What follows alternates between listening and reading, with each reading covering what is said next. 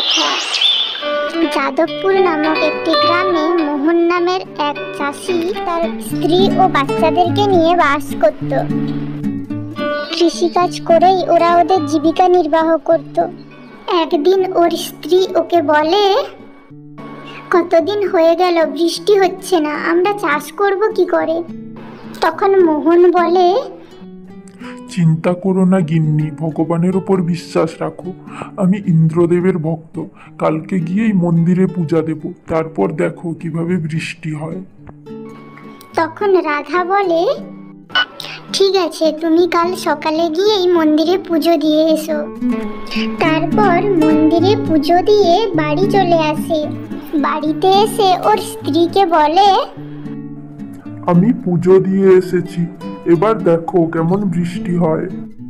তখন ওর স্ত্রী বলে, চলো ঠিক আছে, কাল সকালে জমিনে গিয়েই দেখি কি হয়। তারপর ওরা রাতের খাবার খেয়ে ঘুমিয়ে পড়ে। সকাল হতেই ওরা জমিনে চলে যায়।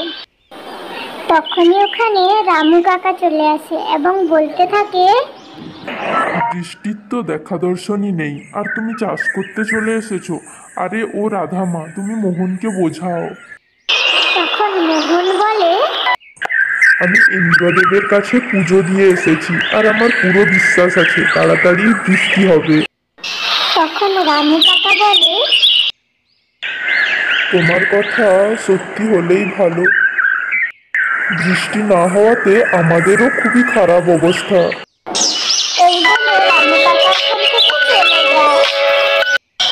তখন মোহন বলে, চলো রাধা, জমিনে কাজ করি, আর বৃষ্টি তো চলেই আসবে। তখনই বিদ্যুৎ চমকাতে থাকে আর কিছুক্ষণের মধ্যেই বৃষ্টি শুরু হয়ে যায়।